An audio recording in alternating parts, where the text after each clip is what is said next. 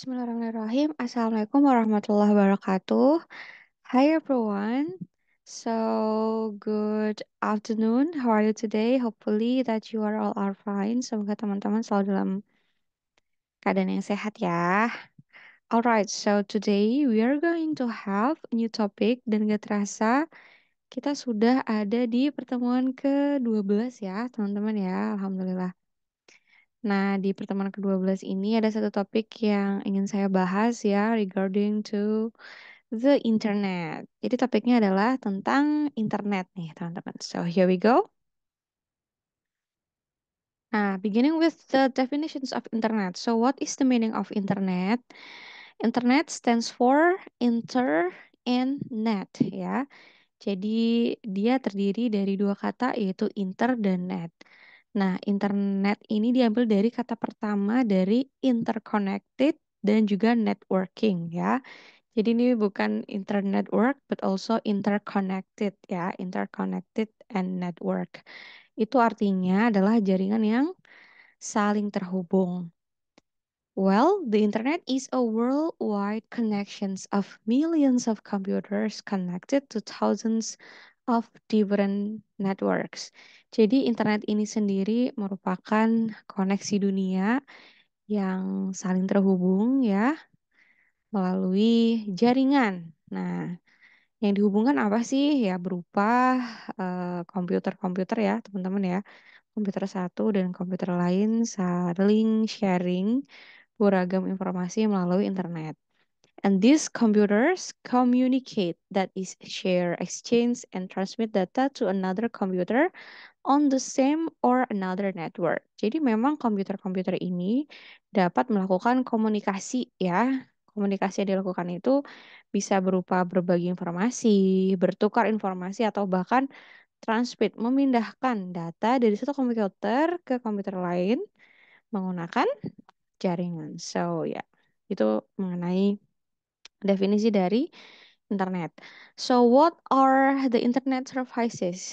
Lalu apa saja sih hal-hal yang termasuk dalam pelayanan internet ya? Yang pertama yaitu ada www ya, triple W atau World Wide Web ya, website dunia gitu ya. Many people use the terms internet or triple W. Alright, lalu apa sebenarnya yang dimaksudkan dengan triple W ini?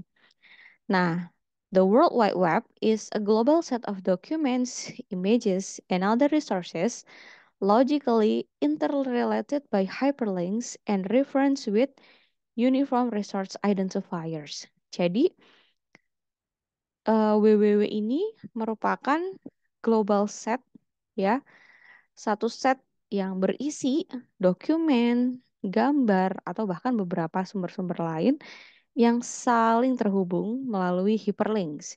Ketika kita membuka www ya teman-teman, maka di situ akan ada beberapa dokumen yang kita inginkan, gambar yang kita mau, atau bahkan video atau mungkin file-file lain yang kita mau gitu ya. Jadi memang ini berisi beberapa hal yang kita inginkan dan otomatis itu akan saling terhubung melalui hyperlinks ya, melalui beberapa link-link yang ada ditautkan dalam www. Dan untuk mengidentifikasinya, link yang dimaksudkan itu kita merujuk pada Uniform Resource Identifiers. Ya, mungkin belum paham ya, nanti saya akan jelaskan setelah ini. URIs symbolically identify services, servers, and other database. Yang sudah saya sebutkan bahwa yang namanya URI ini merupakan identifikasi dari www yang kita ingin tuju gitu. Dan Hypertext Transfer Protocol is the main access protocol of the World Wide Web. Jadi, WWW ini dilindungi oleh yang namanya protokol HTTP, teman-teman. Nah, ini saya jelasin aja ya, biar kalian itu ada gambaran. Misalnya nih ya, misalnya kalian mau menuju ke laman instagram.com. Maka yang kalian ketik itu adalah HTTPS-nya dulu kan. Nah, HTTPS ini merupakan main access control dari www. Jadi ketik dulu HTTPS, setelah itu baru www yang merupakan global set documents or images yang akan memuat laman URI. URI-nya adalah instagram.com. Jadi sampai sejauh ini paham ya? Berarti HTTPS ini merupakan set of rules, main aksesnya. Baru setelah itu ketiklah www dan kemudian menuju ke URI atau instagram.com. Nah, setelah sudah menuju nih halaman Instagram atau blog atau Facebook atau ya beberapa alamat web yang lain gitu ya, maka di situ akan ada yang namanya hyperlinks. Hyperlinks itu terdiri dari tautan-tautan yang merujuk pada sumbernya gitu. Jadi misalnya kita ngeklik Instagram, kita akan menuju ke beranda gitu kan, itu link ke beranda, lalu link ke video reels gitu ya. Semua itu adalah interkoneksi dari hyperlinks-nya. Hopefully you understand, right? Oke, lanjut. Setelah ada www, itu ada juga yang namanya FTP, teman-teman. FTP ini merupakan salah satu layanan yang disediakan oleh internet ya. FTP itu singkatan dari File Transfer Protocol ya, di mana allows users to upload and download files from other computers. Jadi FTP itu merupakan eh, apa ya? Fitur yang bisa digunakan untuk pengguna dapat mengupload dan mendownload file dari komputer lain. Nah, secara otomatis karena ini pakai internet ya, maka ya harus pakai internet juga gitu ya untuk mendownload dan juga mengupload filenya dari komputer lain. Lalu setelah ada FTP, ada juga EDI ya, Electronic Data Interchange, Electronic Transfer of Data Between Companies over the Internet. Nah, ini dia perbedaannya ya, teman-teman. Jadi FTP sama EDI ini sama-sama mentransfer data gitu. Cuman yang harus kalian highlight itu adalah dari perbedaan juga persamaannya. Kalau FTP ini digunakan oleh individu, teman-teman. Jadi, ya, kalau kalian mau menggunakan FTP, itu kalian harus menginstal aplikasi namanya FileZilla atau WinSCP atau CyberDuck atau File Transfer atau bahkan Fire FTP. Ya, jadi komputer kamu harus punya aplikasi ini agar bisa ditransfer ke agar filenya dapat ditransfer ke komputer lain. Dengan catatan, komputer itu juga punya aplikasi FTP gitu. Jadi kayak apa ya, mungkin harus ada Bluetooth-nya gitu ya. Jadi saling bertukar informasi karena ada Bluetooth-nya gitu. Nah, FTP itu cara kerjanya kayak gitu. Jadi komputer satu dan komputer dua itu sama-sama punya Bluetooth. Jadi bisa saling terkoneksi. Kalau nggak ada Bluetooth-nya, yang salah satunya nggak punya Bluetooth, gimana, Miss? Ya nggak bisa gitu. Ya, jadi you have to remember that FTP itu perlu aplikasi untuk mentransfer. Ya, dan ini komputernya secara individu ke individu lainnya. Kemudian yang dikirim itu biasanya filenya unstructured atau tidak beraturan ya. Jadi bisa apa aja, ngirim random apa aja, untuk format filenya juga bisa dokumen atau images atau video atau bahkan mungkin sistem-sistem yang tidak beraturan gitu. Mau misalnya ada install aplikasi juga ya. Jadi filenya itu bener-bener random aja tuh bisa gitu. Dengan catatan harus sama-sama punya aplikasi FTP-nya gitu ya. Dan untuk sebutannya itu server to client. Ini hanya sebutan aja sih teman-teman. Misalnya komputer A kirim file ke komputer B, berarti servernya komputer A, kliennya komputer B. Atau mungkin kebalik nih, komputer B ngirim file ke komputer A, berarti yang ngirim itu disebut dengan server, yang menerima disebut dengan klien. Alright, so hopefully this will help you to understand. Perbedaannya dengan ADI apa, Miss? Kan sama-sama transfer data nih gitu ya. Perbedaannya cukup mencolok sekali ya, teman-teman. Kalau ADI itu dia lebih ke company. Jadi komputernya tuh company. Company interchange data with structured format. Kemudian formatnya juga harus jelas dan terstruktur. Beda sekali dengan FTP, kalau ADI itu memang harus terstruktur dan terformat datanya. Dan masing-masing dari company-nya, dari perusahaan tersebut itu juga harus punya ADI ya, ada aplikasi namanya ADI, jadi memang harus terinstall masing-masing ya. Kalau tadi itu aplikasinya ada beberapa, kalau ini hanya ADI saja. Jadi setiap perusahaan yang mau ngirim file ke perusahaan lain ya harus dipastikan bahwa perusahaan tersebut juga punya ADI. Nah, ini ada contoh format ya, teman-teman. Jadi ini tidak menjamin semua format EDA kayak gini. Ini contoh formatnya aja. Ada format ANSI 12 atau misalnya mau transfernya ke international format itu pakainya Edifact. Ya ini contoh aja, teman-teman bisa explore lagi contoh lain. Dan yang paling terakhir adalah karena ini company, jadi mencolok sekali ya. This is for business inquiries ya, untuk bisnis gitu. Jadi itu perbedaannya. Oke ya, hopefully you get the point. Next. Jadi layanan internet yang lain itu ada email ya. Ya, so far teman-teman pasti udah bisa lah ya pakai email. Nanti di pertemuan keberapa gitu akan saya kasih tugas juga karena ada materi khusus tentang email. So wait for the moment ya. We know that email itu adalah electronic mail. Kita saling mengirim mail ya, pesan ya, pesan entah itu teks, entah itu suara, entah itu file gitu kan. Sekarang email tuh sudah mulai bisa ngirim video juga gitu ya. Cuman harus pakai Google Drive, I think ya, karena kan kalau kapasitasnya berat itu nggak bisa dong kan, email juga ada kapasitasnya juga ya. Pokoknya kalau sesuatu yang mengirim pesan itu ya pakai email ya. Kalian juga pasti sudah tahu email lah ya. Terus layanan internet yang selanjutnya tuh ada terminal emulation ya. Jadi ini tuh unik sekali ya teman-teman. Terminal emulation itu allows user on one computer to log onto a remote computer and run software on the remote computer as if it were on the user's local computer. Jadi terminal emulation itu kayak komputer kita di Karawang bisa login ke komputer yang ada di Rengas Dengklok gitu. Jadi kita bisa having access ya ke komputer yang jauh gitu dengan catatan IP address-nya itu bisa sudah terkoneksi satu sama lain gitu ya.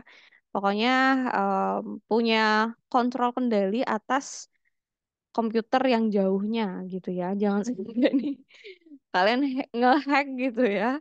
Kali ini bukan ngehack, karena ini sudah ada izinnya gitu. Jadi kita bisa pakai telnet ini untuk mengontrol komputer kita yang ada di rumah misalnya. Kita masih ada di kota gitu ya. Nah, itu ada layanan internet, telnet. Ada juga IRC, teman-teman ya. Internet Relay Chat. Ini udah jarang banget digunakan ya.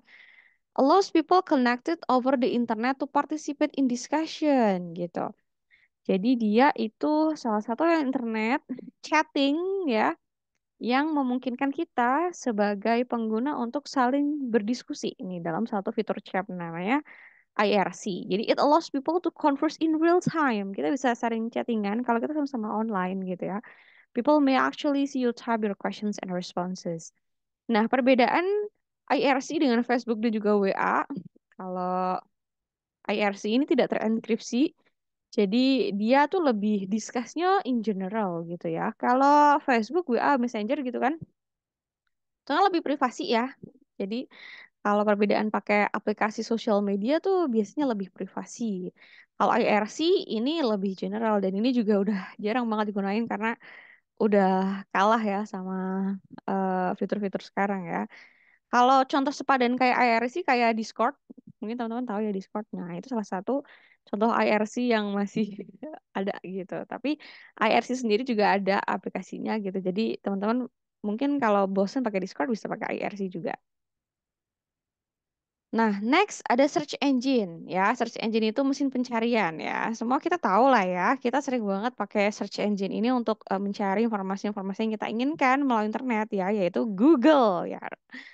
Nah, is designed to search for informations on the World Wide Web. The search results are generally presented in line of results over refer to search engine result pages. Jadi search engine ini memang kalau kita nyari ya pasti dia itu akan mengarahkan kita ke beberapa pages gitu ya. Misalnya kita kayak inserting keywords, mau nyari apa yang dimaksud dengan malware. Nah, nanti itu kan ada beberapa pages yang disediakan tuh di search engine. Nah, itu dia gunanya search engine. Jadi terdiri dari beberapa halaman di mana halaman tersebut itu dimasukkan keywords yang kita inginkan. Oke, lalu cara kerjanya gimana, Miss? Some search engines also mine data available in database or open directories. Unlike web directories, which are maintained only by human editors, search engines also maintain real-time informations by running an algorithm on a web crawler.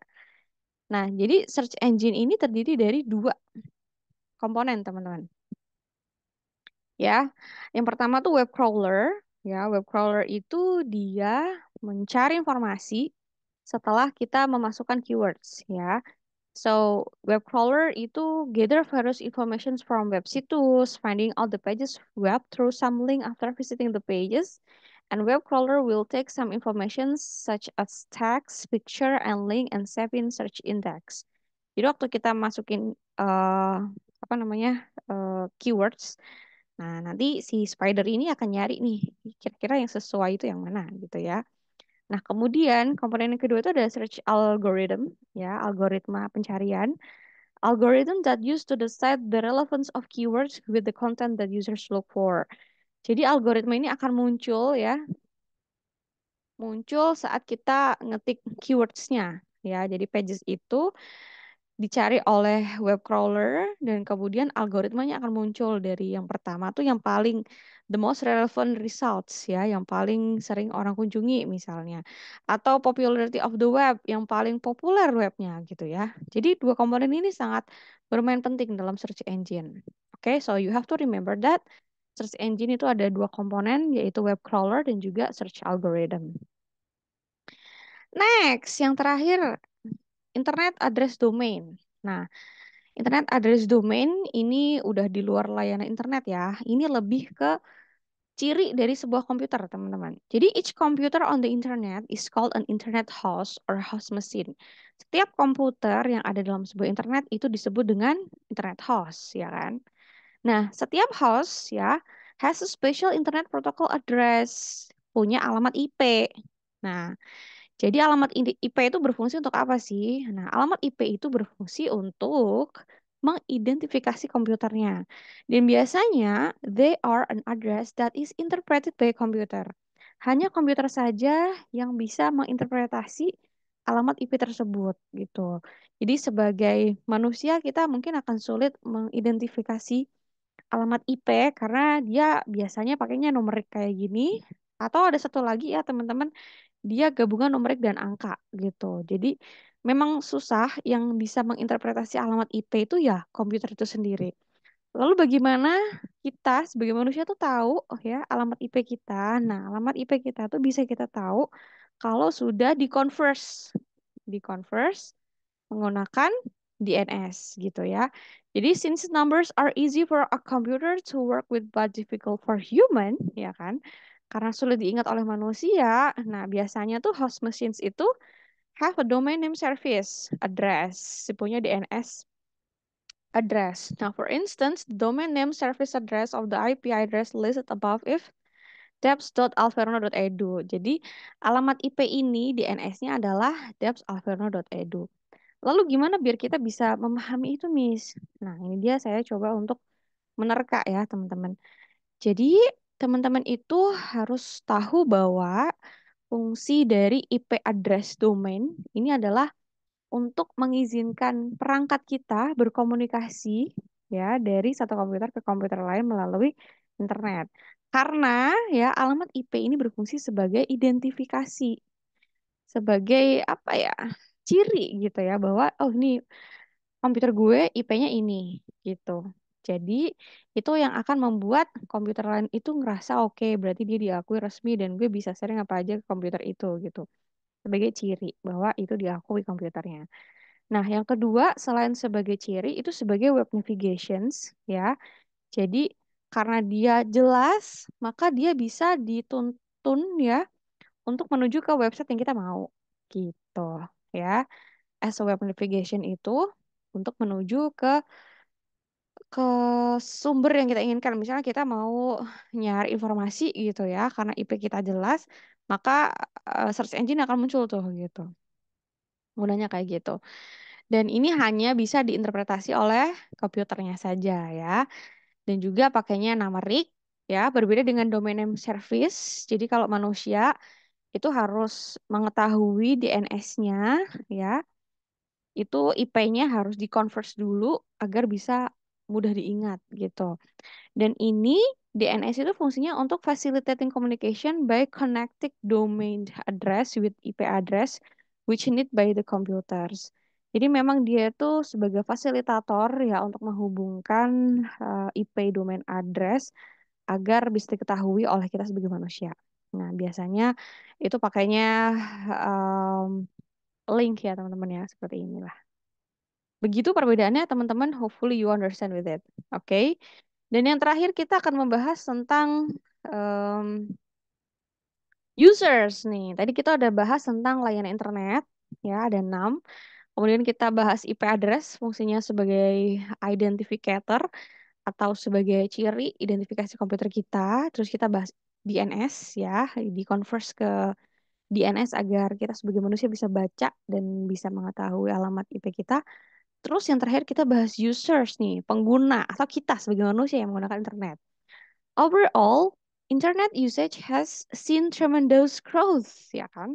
Benar aja dong, karena pengguna internet itu memang semakin tahun bertambah semakin banyak yang menggunakan gitu ya.